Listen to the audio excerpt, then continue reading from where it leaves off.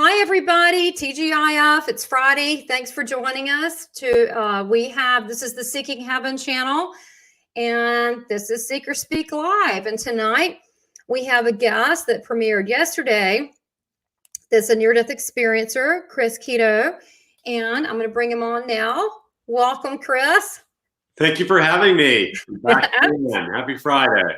Happy Friday. Yes, we made it through the week. Yep. And we are going to be talking about balancing your beingness, because at the end, if you saw Chris's interview, if you haven't seen it, it's really good, about his allergic reaction, horrible, that he had his near-death experience and some cognitions, and brought back some after effects too with mediumship and so forth, which that'll be an exciting journey.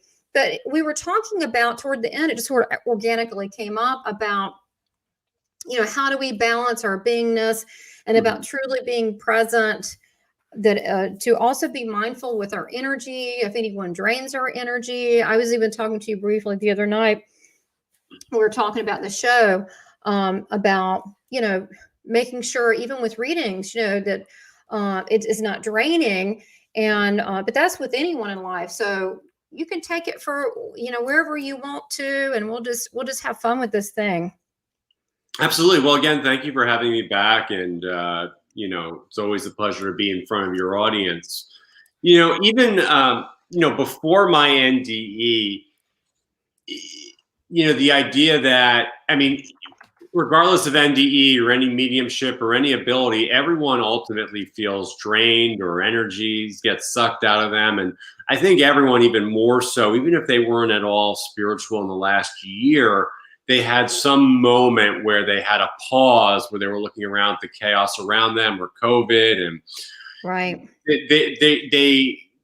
The pause in the universe gave everyone the chance to really kind of look in and decide, what's working for them, what's not working for them. You've seen the statistics now. We're almost a year into this pandemic, of the level of depression, anxiety, mental illness, everything that someone's suffering through on all levels. And, we're just going to focus on the mental health. We'll put that energy in there.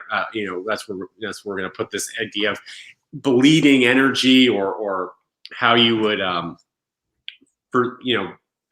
in the position where, how do you really feel well? How do you function under stress, around stressful people, a system that's out of your control, chaos that's really been amplified in the last year? And a lot of the usual coping methods we've had, whether they be seeing friends and family, getting outdoors, being active, being social, have been limited. So many of the coping skills were not there, or severely limited. So now we're turning towards something more, or now we're really kind of putting our feet are to the fire, individually and as a society, of what do we do now, and where do we go? Absolutely. Well, and I think that people that are, we're not talking about a bunch of unbalanced people that have mental issues. We're talking about a regular person, just trying to deal, just regular people that just trying to deal with, we have a pandemic, and the isolation, and being inside, and maybe those that have children that are trying to deal with, work at home with the kids, and whatever that may be. So that's going on. But I think that that's why it's so important to protect your own energy. And I thought we could, first of all, start out by how, I'll tell you mine, you can mention how when you feel like that you're feeling drained or tired or overwhelmed, what is your go-to methods that you do, Chris? Well, I always try and meditate twice a day. Keyword is try. It doesn't always happen. Life gets in the way and all of that. Sure. So what I've done, and having, running a business, living life through this time, and pre-COVID and during COVID and post-COVID, that's not going to change what I do.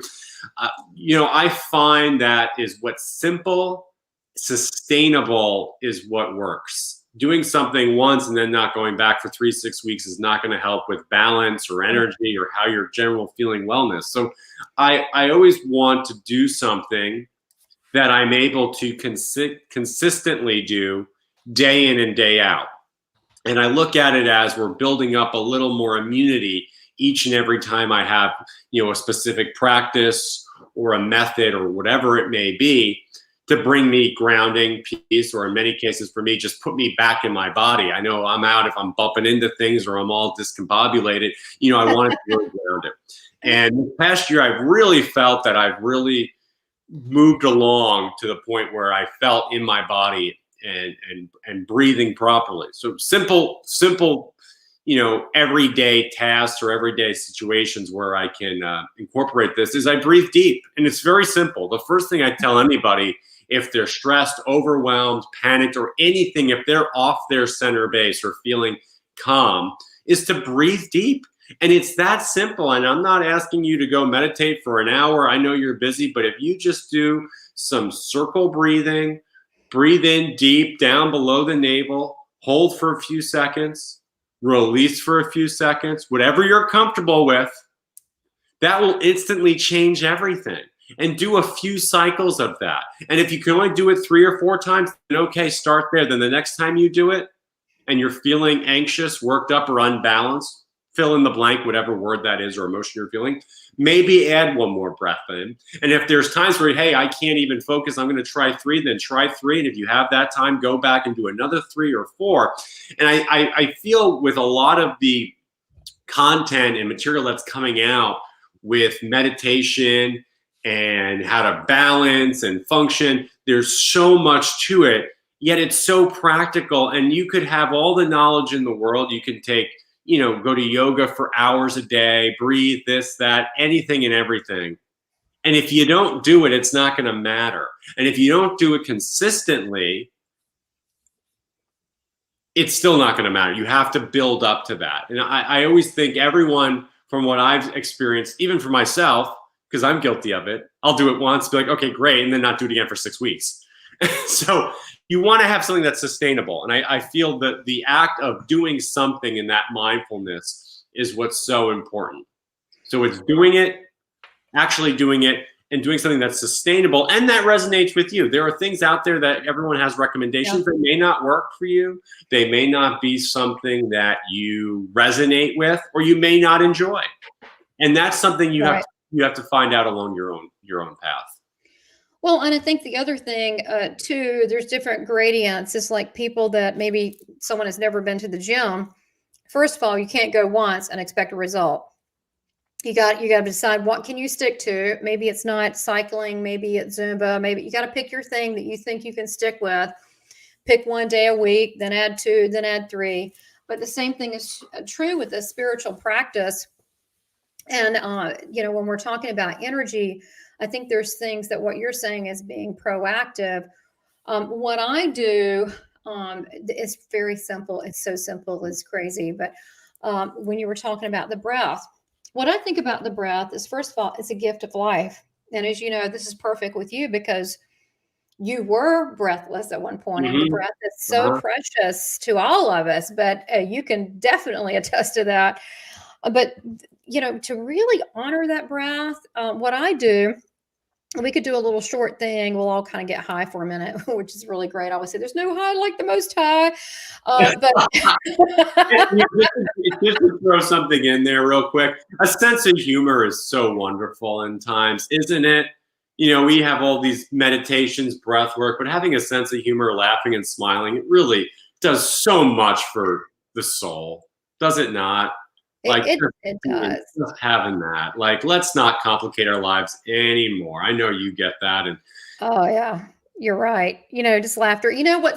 One of the most relaxing and funny things that I remember, I had a friend that I've known since 15. She lives in DC and she came through Charlotte, and she was seeing a friend who was sick in the hospital with some brain thing or whatever. And she was like kind of freaked out by it and was really like, oh my God, I'm so upset. So she said, let's just do something. And we're not really the kind of friends that go to movies, but that's what we did. So we said, let's just go see a really funny movie. And so we went to that movie, Dave and whatever Need Wedding Dates. Remember that movie where they meet the two? And it was so hysterical. It was like 12. You don't remember that movie? Oh, it was very funny. And so we went to see this movie, and it was so sophomoric, like 12, 14 years old. It was one of those like Wedding Crashers. It was like hysterical. Yeah. Everybody's laughing in it. We were laughing so hard. I was laughing so hard I couldn't catch my breath. I thought I was gonna like pee on myself because I was laughing. And then we went to the bathroom later on after the movie, and this lady goes, "Which one of you has the great laugh?" And my friend goes, "It was her," to me. And I was like, because some of this, it was like almost like a guilty pleasure. You wanted to laugh, but you're like, should I laugh at this? But it was a dark movie theater. Oh my God. I felt like so much tension relief, and it just felt great. I mean, I felt like a different person. So even though that's really simple, and it really helped my friend, she's like, "Oh my God, I feel loads better now." And because there is so much to be joyful, for, but it's hard to find something like those movies that really make you laugh. Every now and then they show up, but I think we can decide when we wake up in the morning, or if we're going to have a great day, if we're going to have a crappy day. What I do is when I wake up, I start with gratitude. I thank God for being alive, my breath, little things, like, I have this vessel. Thank you, just get into the state of gratitude, and then really showing love back to God. Thank you, God. I love you. Thank you. Help show me my path and my way. And I just start out this like union. And then and sometimes I don't know if you want to call it meditate. I'll tell you my take on that. I don't know, that's kind of a big word, meditate. It's a very big word, and everyone thinks you have to do something, and it's this huge, Yeah. esoteric, I got to spend 20 grand to meditate, and, Well, exactly. And I guess my thoughts are this is funny. There was a medium, his name was Chip Coffey, and he's still around. I think he's in the Atlanta area, but he would say, I don't really necessarily meditate. He said, I take naps. He takes a little nap. And I was like, that'll work. Okay. But some people say, well, I zone out when I'm doing the laundry, or I zone out when I'm working on something like building a birdhouse or whatever. I zone out. Or I zone out when I do art, or I zone out, when doing mowing the yard or in the garden or whatever. That can be a form of meditation where it's sort of automatic. You're not really dangerous doing, power tools or anything, but you're in a restful state. What I do, and it's pretty quick, is we can do this together. It's really quick. It's really easy. But what I do, and I'll just tell you what it is, I'll visualize a bright white light with golden specks in it. It's little gold specks, and it coming over my head, all through my body, and then I become a light being, and then I merge in with God, and then I have my angels step forward. But I do it really quick. I do it in the car and do it all the time, but we can do it really, the people watching, we can do it. Okay. There's no high like the Most High. No, there is no high like the Most High. That's the best, and that's the best high. So we could, just take a second. Or if you want to do it, and then just and that would kind of center us all, right? And then it kind of makes you think clearer. So we'll just do, it's a real quick thing. Okay. All right. So, okay, good. Then I'm looking at the chat here, and Shell says, I'm lagging. She said she's lagging. Okay. That's funny. Laughter. She likes all of this. So good. So we're going to try this really quick. So close your eyes, be open your, you don't cross your legs or arm, and just sit in a relaxed way and close your eyes. And I want you to breathe in through your nose, exhale through your mouth, leave your mouth a little bit open. Actually, just have that breath slowly go out. There's no rush for any of this. And I want you to appreciate the breath and feel your body, feel the presence. So as you breathe in, you breathe in and exhale really slowly, super slow. And as you do, I want you to visualize a beautiful white golden light above your head. Now, for me, the way I like to do it, I like to visualize it's coming right from heaven, although heaven's not really up. It's kind of a different dimension. But for the sake of this, it makes me feel good. We're going to do that. And as you breathe in, this beautiful white light hits the top of your head. And it's so loving, and it's so pure, and it's just so unconditional love and safe. And as you breathe in and exhale very slowly, this bright white light is coming, engulfing the top of your head, down your ears. And as you breathe in and exhale out, you're thankful for your breath. And any thoughts that are really not productive or miscellaneous or negative, Just let it go. Let it go. Some you can even look at it like a light, like a gray matter leaving your body, and you breathe in and exhale out. And this white light now is through your head, through your neck, through the top of your shoulders. And it's this warm, loving, it's warm as you breathe in and exhale out. It goes through your arms, down through your elbows, out through your fingers, where you can actually see light coming out of your fingers. And keep breathing in and exhaling out. It's your shoulders, and now it's through the top of your shoulders, down through your core and your chest to your heart center area, and breathing in and exhaling out, especially focusing on your heart, knowing that you're loved regardless, and whatever wounds or betrayal or whatever has happened, that there's something there's something bigger here, that God knows your needs, and he knows what you need and where your vulnerabilities and hurt is, and that you're engulfed in this love. And as you breathe in and exhale out, then it moves through, down through past your chest, down through your belly button. Keep breathing in and exhaling out, down through your hips, down through your thighs, your knees. And as you're breathing in and out, and you're exhaling, you're just releasing things that don't serve you. And you're becoming more the light being that you are, the spirit that you are, the eternal being that you are. And as you're breathing in and out, then it goes down through your knees, through your calves, shins, ankles, your feet, all the way. You're very firmly planted on a surface, and there's light coming out your feet. Now, you can extend it further if you need grounding. If those of you get a little too high, you can visualize. I like to visualize beautiful flowers without thorns, white flowers trailing up to my legs, right below my knees. And it's just a cradling of love, of being connected to Mother Earth, but also being connected to God and to Spirit, because we are spirit. And as you breathe in and exhale out, this beautiful white light is now in every pore, every part of your DNA. You are shining so bright. And as you look at yourself, you're shining even brighter, and you're extending into the whole room, into the ceiling, into the corners. And as you breathe in and exhale out, you remember this is our natural state. And then you ask, this is who we are, and God is living in us, and shining through us. And then our angel friends and guides, they draw close, and they show us, they tell us, you can feel it, how much they love us, and including our family in heaven. And we have a lot of support. And when you breathe in and exhale out, just be in a state of gratitude. And we'll do one more breath, breathing in and exhaling out.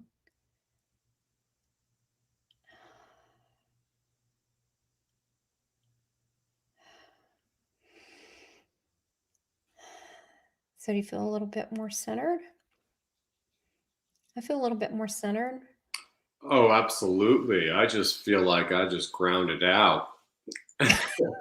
You're like, bam, what if we did another 15 minutes? Oh, I have all sorts of stuff that I do, that have different angels touch you, and I have different spirit people that you love step forward, and you can feel the energy of all the different support from heaven that you're getting here.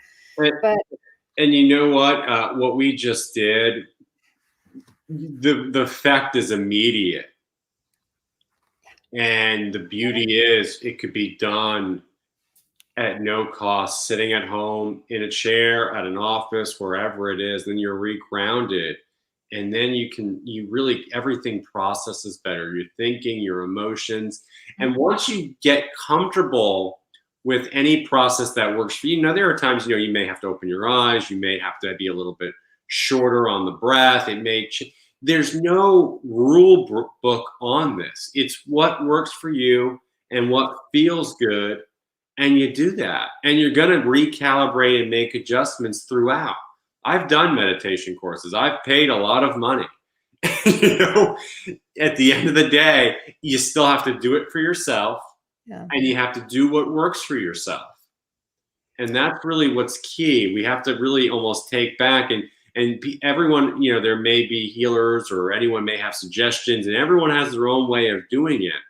And over time, you develop your own way as well. You take a little bit here. For me, I always take a little bit here, a little bit there. What resonate? What works? What works at a certain point in my life or with certain, you know, issues or situations or whatever state I'm in, and we got to have something else. So over time, you build almost a toolbox of different techniques and ways to handle different situations, emotions, or situations. Like you have multiple different techniques, we'll call them, or situations where you can reground yourself, repurpose. You have your routine in the morning. Maybe there's a bedtime routine. Maybe you change it up one morning or this or that.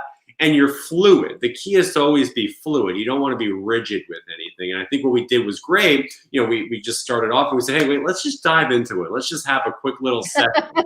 And you know what? It still worked. And that's how you can kind of do anything. We didn't have it scheduled. We just said, you know what, let's just go into it and go from there and kind of recalibrate. And that's great because that's practical. That's based in reality. We're not always going to be in a beautiful yoga room or temple with singing bowls and, you know, goddesses with rose water. Sometimes you're just going to be on a couch in your living room. Yeah, absolutely.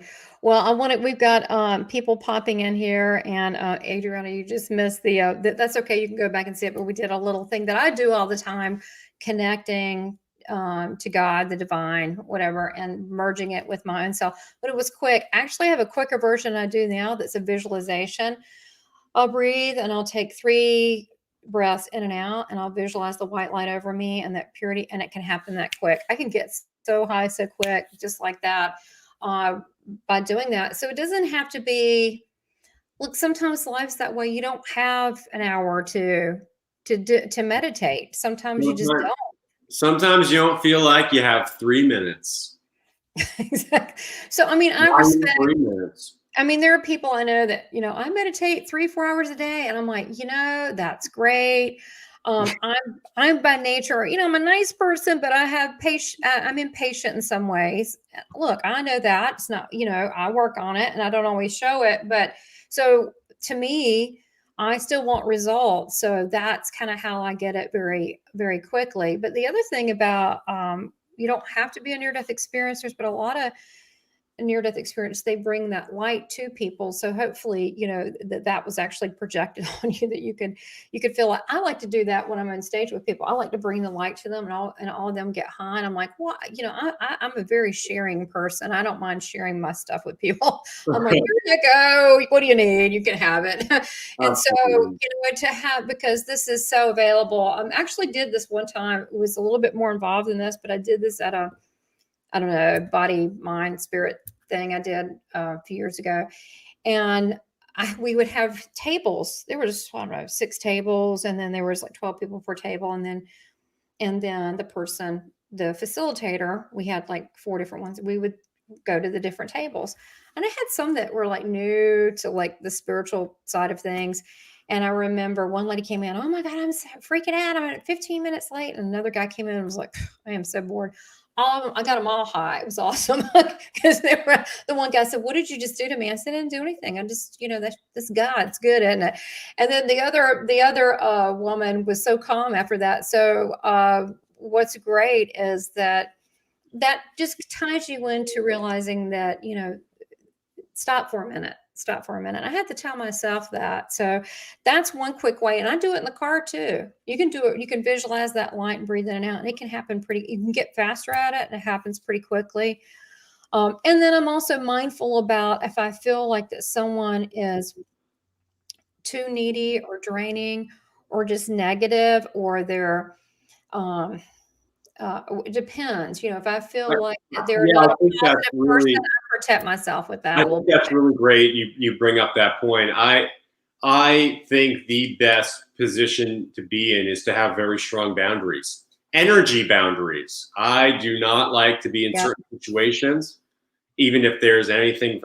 You know, we're the same. You can pick up on energy very well. There's just sometimes you're around people, you don't like it. You're around a venue, you may not like it. Or I've been in situations where, you know, something will happen in a room or something will change, and you're like, yep, the energy changed, I'm out of here. And being aware that, That's one, true. that's okay, accept it. Whoa, okay, it's here, got it, not my thing. We're going to just kind of reshift, maybe bring ourselves out of that situation. And that's okay. I've had countless examples of situations and moments with people or groups where I said, the energy just shifted. Something kind of happened. It could be anything. Things just happen. A clear example was that one time I was at the beach, and I recently just relocated from Los Angeles, and someone lost a child.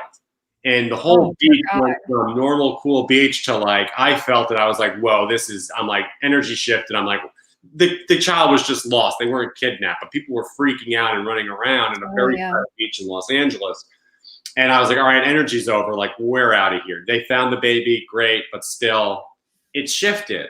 And being aware of that and knowing that, okay, this is what's gone on, or, there's an energy that doesn't fit well with you, and that's okay. And acknowledging it and politely just kind of, okay, that's you. I'm going to politely excuse myself from this situation. And that's also very good too. So the follow-up is to really be aware of where you are energetically and know what works and doesn't work. And if something comes across that is good, but then it changes, that's fine. You don't need to stay there. All my friends that know me joke and they say, when Chris is done, he's done. So I'll be like, yep, I'm done.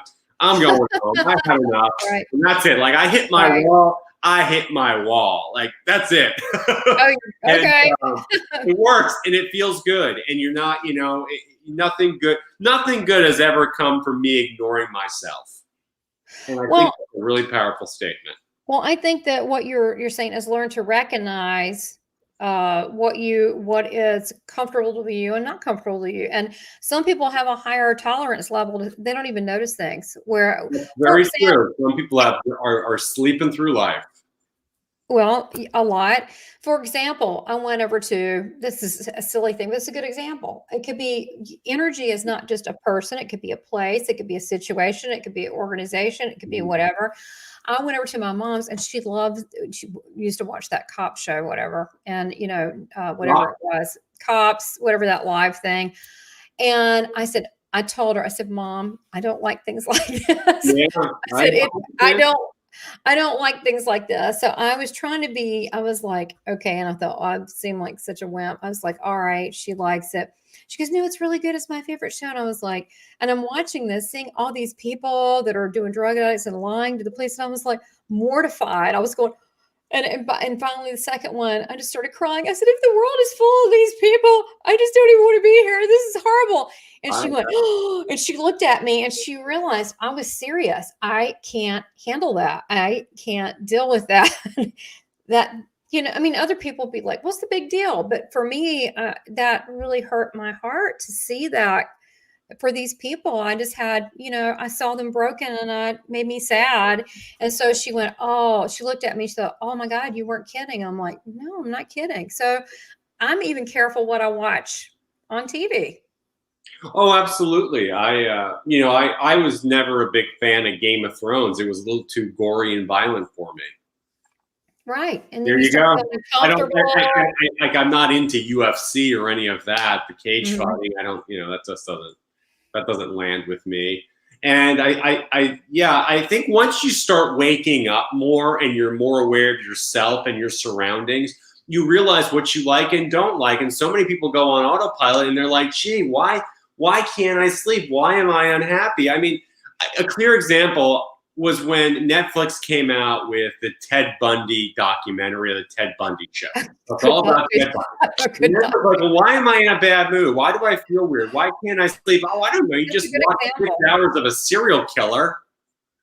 There's a cause and effect where I like to think people are waking up to, your food, your diet, your surrounding, the media that you consume visually, what you hear, that affects your being. That affects your energy. And all studies have shown that, from listening to heavy metal to classical music to, I can't think of the name, but they've done the crystal research and project where you write on the bottle, then freeze it, and the crystals look a certain way or it grows. Oh, that's cool. Yeah, it's really very interesting. If certain words have power. Oh, they saying do. influence or love or happiness versus saying evil, depression. Like you feel the Oh, energy and not good. language. Right. And the thing is, you can say intellectually, you could say, well, that person is where they are, and they, they're because of whatever's happened to them, and blah blah, and that's what gives them that. And that may be all true, but it's still. And I'm not saying to be unkind to people, but we got to be kind to ourselves first. But I have got, that's a good example. Um, I have watched things before, and it seemed like what everybody else watched a movie, and I'm going, I'm starting to feel kind of crappy. I don't feel good. Well, my husband and I, we have an agreement. Like, if we start feeling that way, we're like, we'll change it, like, or whatever. We don't watch a lot of TV and stuff, but we're very mindful with that, including music and so forth too. But I can remember many times in the past, I used to go to parties or events or whatever it is. And if I didn't like the mojo when I walked in, if it felt strange, I don't care how fancy it looked in there, I would leave. Yeah, absolutely. And you were aware, and you know what that adds to the quality of your day-to-day life and overall, because you're more in tune with yourself. And I feel like we need to be more in tune to what you, in a way, almost can't hear, see, and feel unless you really kind of listen. And understanding that these things have an effect. And some people don't want to talk about it. I haven't met many people that, my demographic that would say, hey, you know what, this isn't so much. But, everyone just kind of goes with it. Like, I didn't like it, but there's an effect and it adds up over time and it's draining. It does. Yeah. Your home right. and your space really needs to be sacred, I feel. And that leads to so much more. And we don't have these discussions. We don't put enough emphasis on, the wellness of energy around you and those around you. In business, you say, well, you're some of the 5 people that are closest to you. You also are their energy and their being. And we really, goes back to the idea of really getting off this treadmill of life, this constant high diet of information, content, smartphones, everything's always running. When was the last time we just decompressed, said, hey, wait, what's working, what's not working? Right. In all aspects. And then we say, all right, like, okay, we're and recalibrate. We don't ever look inward, I feel. I like the word unplug, because how many people do you, especially, some restaurants are open, especially for takeout, and some, for dine-in, or there's a time you can recall right before, everybody was home, that you could see even people on a date. Like, you could tell they're dressed up to go on a date. And what are they doing? They got a freaking cell phone. And they're doing like that. I got it right here. I saw a text. I'm itching to look at the text. And I tell my husband, if you don't put that down, I'm going to throw it out. He goes, what? I'm just checking something. I went, but and it is not bad, but it's a habit. We all have this habit. I agree. I do too. I'm not saying I'm perfect. I have to. I cuddle with my iPhone at night. I can't get enough of him. If I didn't have my phone on me for 2 hours, I put my phone on airplane mode at night and in the morning, and every morning it's like Christmas. I get a text, an email came in. Who did that? Yeah. But it is tough. I definitely always have my phone with me and on me, and I'm always kind of checking, or it's a tool I always use. It sneaks up on you when you don't have it. I was in Yellowstone last year, 2019, for a week, and I didn't have cell phone service for about a day, and I was losing it. I was jonesing for Wi-Fi. No, absolutely. Yeah. And also I want to mention a couple of what people said. Movies that glorify or humanize criminals. Like they're nice people, but we really know they're dirtbag murderers. Yeah. That's just a reversal of people's priorities. And, I don't feel like I have to listen to Hollywood to tell me what to think, or I need to honestly listen to someone in the pulpit and tell me what to think. I can think what I think because I can think it, so we all have our own mind. And it changes over time. You have different tastes over time, and if you're in a different emotion, you want to watch something different. So it's the idea of being aware. And I felt also the idea that things will consistently change. You know, you may like something, then not like it, and you may be okay, and then you don't really want to listen to it. So, you know, everything is always changing, and having that idea and being, again, the idea of being fluid enough to say, hey, listen, whatever it is right now, most likely will not be what it is in a week, a day, a month, or definitely in a year. You know, so knowing that, you know, people always say to me, oh, so-and-so did this or this happened. And I said, well, why are you surprised? They've done things that were hurtful to you for the last 20 years. What did you think? How did you think they were going to respond? I would be shocked if you told me, hey, Chris, they were fantastic, because I've never heard anything good about them, or whatever it is.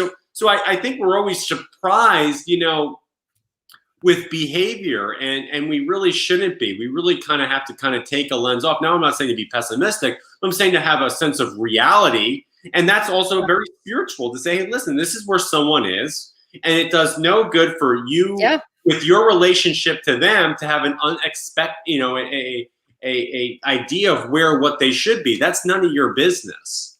Your only business is how you interpret and how you relate to them.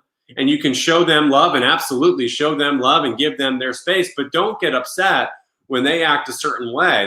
That's just how they are. And you know, in layman's terms, you have to let that be. You can't let it affect you personally, which is much easier said than done. Believe me, everything we're saying is much easier said than done, but you want to slowly incorporate a little bit.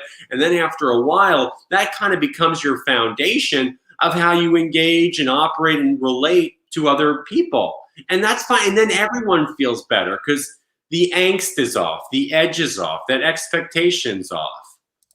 Absolutely, which leads to the next thing that I want to talk about. Perfect timing. Uh, and that would be boundaries. Yes. That leads to boundaries. So here's the thing. I want to make this comment. So I think this is all very, very good and very helpful. Just stopping, we're slowing down for a minute and saying, hey, is that TV, that music, that whatever, oh, I don't like this environment right here. You can change that. However, what about the times you can't? Hey, Laura, she just joined us. And so the times that you can't, maybe like a work, you can't fire your boss. You can't fire the employees. You can't fire your family. I mean, you know, so those times that you can't, then you can have, I call it a boundary plan. Like if you know, and that's great what you said. I mean, it sounds harsh, but it's the truth. It's the reality. If someone's acted a certain way, behavior, for how many years, they probably aren't going to change. I mean, that sounds horrible, but unless they make an active effort. Yeah. Or have an NDE. That's a good an epiphany. And they go, wow. You know, I'm not saying go drown them in the backyard pool, but. Well, it could be that. But yeah, where they have some spiritual awakening, or they go, wow, I need to change that. But otherwise, they're probably going to stay that way. Then if that person is someone you work with or a family member, then you can have a boundary. You know, you could say, okay, I'm going to this work function, because, you know, things will open back up. And, you know, you kind of have to make an appearance. You know, the one person in the company that's negative or that likes to talk a lot, hey, how are you doing? And then keep going, keep moving, and just make an appearance and leave. Always have a plan if you have to be around people that are negative. That's what I say. And, you know, that's nothing new. You know, when you were in elementary school, there were, you know, your fellow classmates, like nothing really changed. We're just a little bit bigger and older, and we should know better, but we don't. And to follow up on what you're saying, you know, if there is a consistent issue other than, oh, I just don't like so-and-so at the company, you know, maybe that's a little sign that you're not on the right path and you need to do something different. Yeah. And I'm not saying to just throw your life out, you know, the bathroom window, but, you know, maybe there's adjustments, or that's another discussion where, hey, if this is really like an issue, you might not be in the right track, and that's okay. Let's look at what other options out there.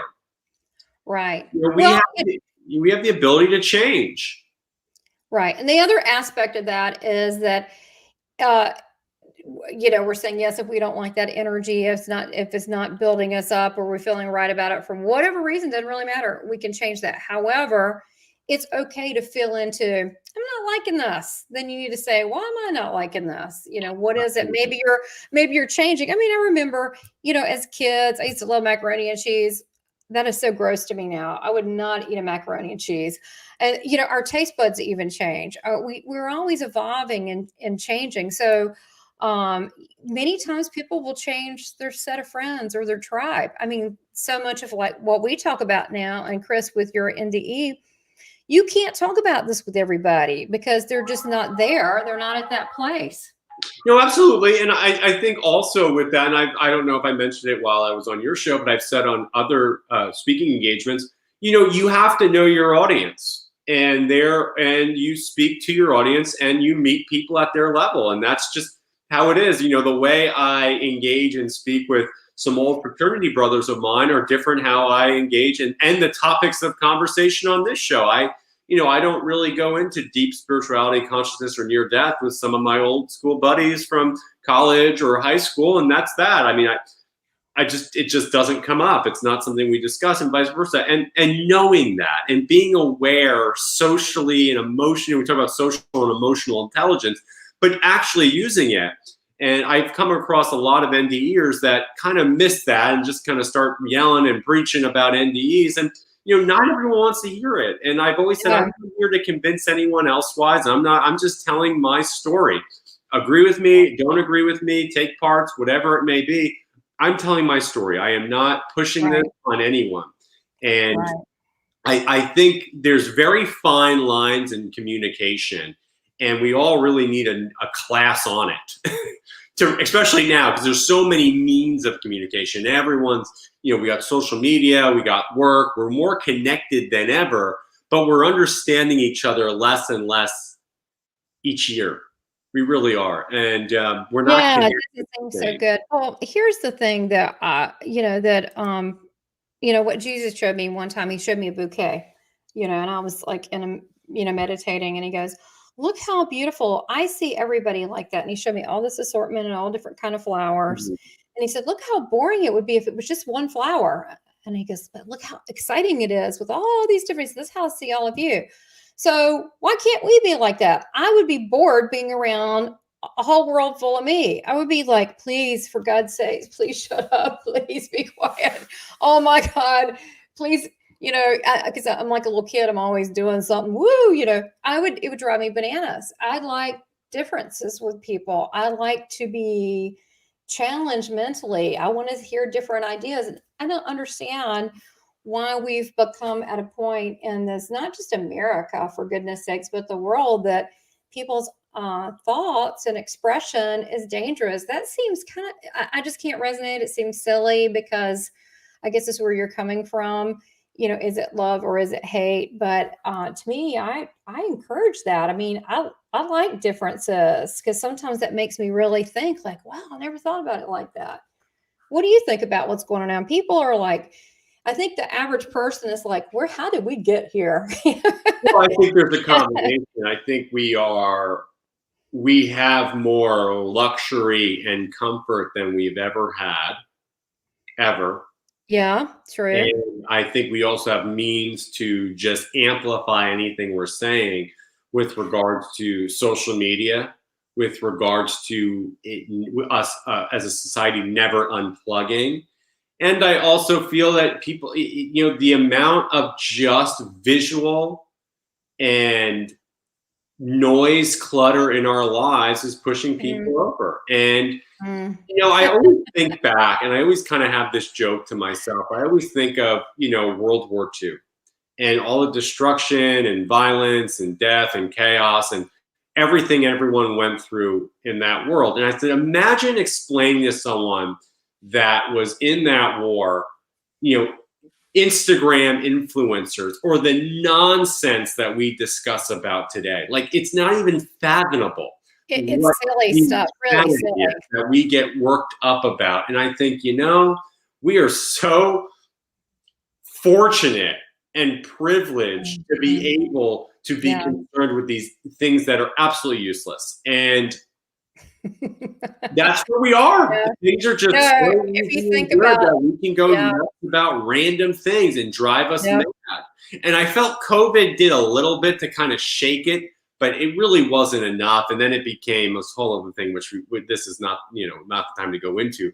But we never, so many people. Let me start over. drop the Having mic, had a Chris, I near-death like that. experience, having had a near-death experience, 'cause it's just dropping in what I wanted to kind of go with. Yeah, I've right. been to a point where few people have gone, and if they have gone, they haven't come back. And I'm very fortunate. So no matter what Yeah, else happens in yeah, my life, I look at it as, you know what? This is just frivolous. And I've said to myself, and I say it to myself, I say, you know what? I've suffocated to death alone. And having gone there and had that intense moment, I don't take anything for granted. I don't let any little things bother me. Maybe they do, and sometimes they do, but you know what? I brush it off and I catch myself. So I'm never going to be perfect where I don't, but I catch myself very quickly. I say, you know what? Whoa, let's bring it back. Why am I getting upset over something like this? Hold on, bring it back. Okay, we're cool. Let it go. And that's the key. Like you're going to get caught sometimes, but let it go. And having that grounding ability, saying, wait, listen. And always when, you have that clarity, when people get rocked with something actually significant, but when that never happens, they just kind of float along and they create this and they create that. And it's just, there's so many, we can talk for hours about this, but yeah, having had a true traumatic experience, everyone I've met, whether NDEers or people that have lost loved ones in very tragic events, or people that have gone through something very heavy in their life and came out the other end, there's a different sense to them. There's a different being to them. They have a different energy and they have a different interpretation in the world around them. And that's something I've really noticed in the last couple of years of my life. yeah, When I was living in Los Angeles, even now, interacting with people, I could tell someone went through something. I'm like, I know, whether it was a bad divorce, a loss of a loved one. There's yeah. kind of this silent, like, yeah, we're both on the same page with life Mhm. and how we go about it. Because there was that shared, there was a trauma. And I've always said to other people, I said, I walk into a room with NDers, they get it because they've gone through something, or people that have gone Yeah, through any trauma. There's a different sense of living that's really, in a way, very refreshing because that nonsense isn't there. It's been stripped away. yeah. No, well, I think that a lot of people don't understand that with a lot of NDErs, there's at least some pain, generally, sometimes physical pain, and then there's Wow, in many emotional pain, cases, and yeah. a lot of times abuse as well. I want to go to this because I think it's hysterical. Since we have a spiritual quote right here from Dolly Parton herself. I can't have the rainbow without the rain. That is so cute. It's funny. I think I told you that one of the people I trained was Tony Stockwell, and he would play this song. I think you'll appreciate this, Chris, by Dolly Parton. I don't. I'm sure you could Google it. I don't know what it is, but it's about her being a seer that lived in the mountains. And it was a country kind of song, and she lived in the mountains, and people made fun of her because she was different, strange. That was the song. And he would play that before we go into meditation. He just loved the Dolly Parton song. I thought that was funny, but Hmm. she does have certain ways to say things. But I like that. Yeah, coat of many colors. Yeah, absolutely. So going back to boundaries. How do you, and yeah, it's a fine line. If you find yourself in a situation you don't like a lot, you might want to go, maybe I need to change jobs, or maybe, the things that I'm doing, career or friends. I feel like as people become more spiritually in tune with themselves, they will become more spiritually aware. And what that happens is whatever they need in their life at that moment in time, they may need to learn, well, let's don't go into lesson. Whatever they need to learn, they'll attract those people. And at some point they will have a core group of people that will help them develop whoever they are. And that's your new tribe. So it's not uncommon, people that you've known your whole life, like you said, your frat buddies, whatever. You're not, they don't understand any better. Hey, how's it going? But that might not be your core people that truly get you and your soul now. No need to be upset about that. It's just the way that, that's the way Yeah, they are. And they may change. Who knows? absolutely. We still love Yeah. them just as much. You just have different conversations and different your relationships with everyone is not a one size fits all. There are people you have certain discussions with or relations with, or how you interact or discuss, and they know you at different points in your life, and vice versa. And people change and grow and all of that. So that doesn't mean you love them any less. It's just a little bit different. And I Yeah. think that's beautiful in itself. Why would you want to have the exact same relationship, conversation, and exchange with everyone? Everything should be different and individual to who that is. And you have your own special relationship with them, whatever that may be. Maybe it's limited in some ways, but that's okay. Maybe it's not, and that's just your interpretation, but it's really deeper in a different way, where someone could say, hey, I've known you for 15 years. You might not be that close with them, but you might be close with someone you met 2 years ago, but they don't have that longevity of 15 years. So I think you need to value everything on a case-by-case basis, and just be aware, and be, again, goes back to the idea of being fluid. Like, everything will change. That is a guarantee. Well, absolutely. And I think about people that I've known a long time. Like, I have a good friend, Nina. She was in my wedding. I was in hers. And I'm really proud of who she's grown into. I mean, she used to be a little wallflower, and she took a while. Some people, not everybody grows in the same way. And she's like this amazing diva now. But and she's much more carefree, and we have a laugh. But she's not interested in the spiritual stuff. And I'll say, you're not interested in the spiritual stuff. She goes, not so much. And we laugh about it, and we just all talk about that. And people, when she's helped me even, run shows, they said, do you get free readings for Tamara? Because no, I've known her forever. I don't Right. She knows my whole life. No, she looks at me like she's so not interested in this topic. But we have a different relationship over other things. I know we know each other's families. We have high school stuff, we have stories. Yeah. That's not what we're based on. But what's funny is, even those people that aren't interested, they're still spiritual beings. She has noticed stuff in me that I was like, dang, that I wouldn't think that someone really spiritual would notice. So remember, those people are still spiritual too. I mean, look, they don't get out of this alive either. Everyone is spiritual in their own way. And that's a great point you bring up with your friend who you had weddings, and you have a long longer than my husband. Long. I don't speak about spirituality or consciousness with any of my closest friends or family. It just doesn't come up. Yeah. Doesn't mean I love them any less or it's any different. It's just not what they're really into. We talk about other things, and they know what I do, or and they're and that's that. But I don't put that glove on anyone. Most people I don't speak about it with really at all. More strangers know about my consciousness, spirituality, and NDE than many of my friends and family, and that's okay. I don't. You have to just you have to. A great friend of mine said, listen, at the end, you just kind of want to float downriver. And that's kind of been my motto. You just want to float downriver with a lot of your communication, and who comes through and who you can interact with and how you interact with them will present itself. You don't ever want to force anything or push anything. It's just, it will all present itself. And if you want a community where you can really dive into spirituality, and we can talk about consciousness and mediumship, great. We can chat all day, all the time, but that may not be with other people. They may not, but hey, I may not want to talk about, baseball all the time. It might be really boring to me. I just don't want to hear about it. But I'll talk about crystals, sound baths, mediumship. Oh, we can talk for 2 hours.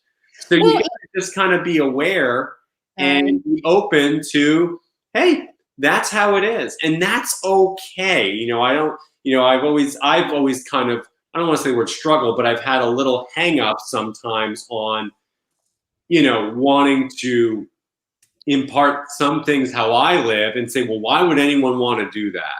Or why wouldn't they? And it's, that's not my journey. That's fine. They have their life. I may not myself, or vice versa. They might not want what I do. And that's okay. We can still find a common thread, which is what we need to look for. And that goes back to our conversation earlier of the common thread. We don't look for that. So I look at someone and say, hey, listen, we may not agree on 95% of things, but we're going to focus on the 5% we agree on. And I can find a common thread with anyone. Yeah. And I think another technique that I do, say, for example, it is a lifelong friend. It is a family member, Mhm. whoever. And it's not exactly you can fire them, and you have to be around them around the holidays or certain times. Um, what I do is I look, if say this, let's just say this person is unpleasant. They're arrogant, blah, blah, blah. They're always telling everybody what they think, like they're oversharing. One thing that I do is I look in them when I'm with them. I look, not saying this works 100%, but I try to look at them and see what is the thing that I admire, but it has to be genuine. So it could be they're really good at making money. They're really good at that. They are really good in sales. I just admire that in them, or that they're always on time.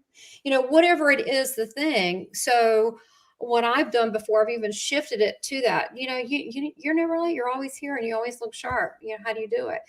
Bring it back to them, and they'll get off of you. A lot of times they will just, okay, I'd rather talk about myself. And what I find is a lot Right. of people like that are kind of, they're Well, not really fulfilled, and they feel less. That's why they feel like they have to do these things. But yeah. that's a technique that helps. I love what you just said.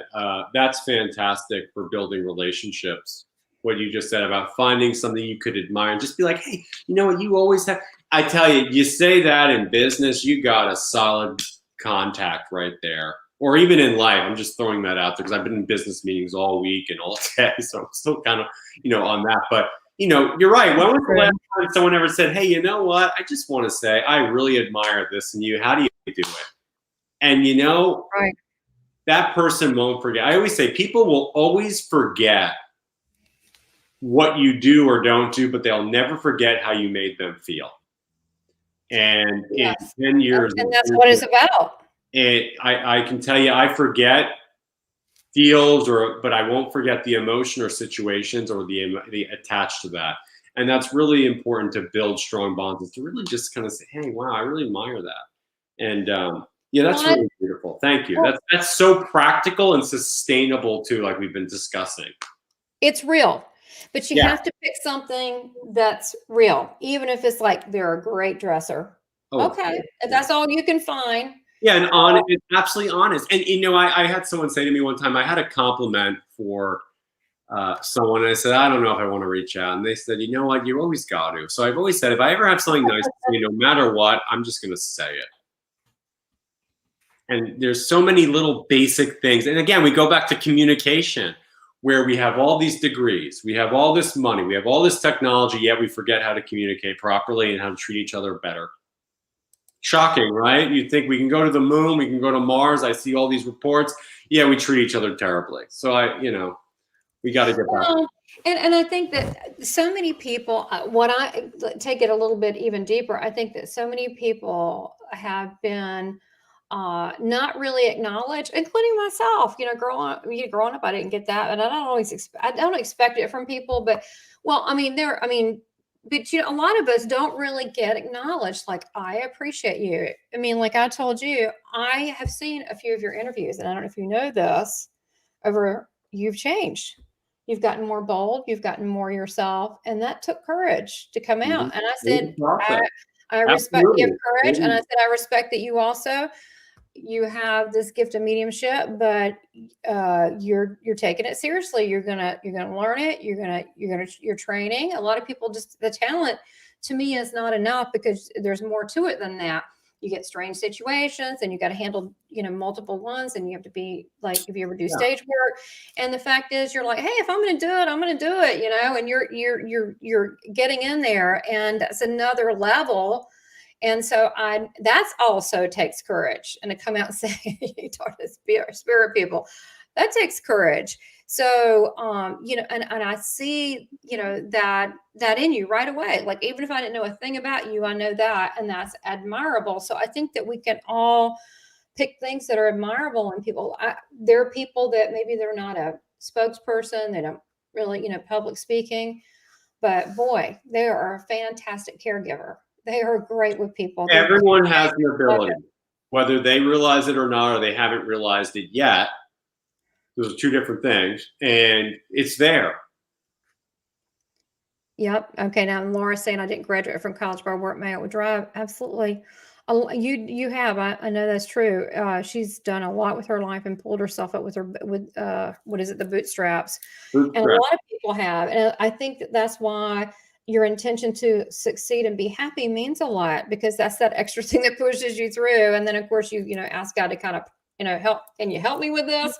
That definitely Take a does little grit. That's it. Grit is help. grit.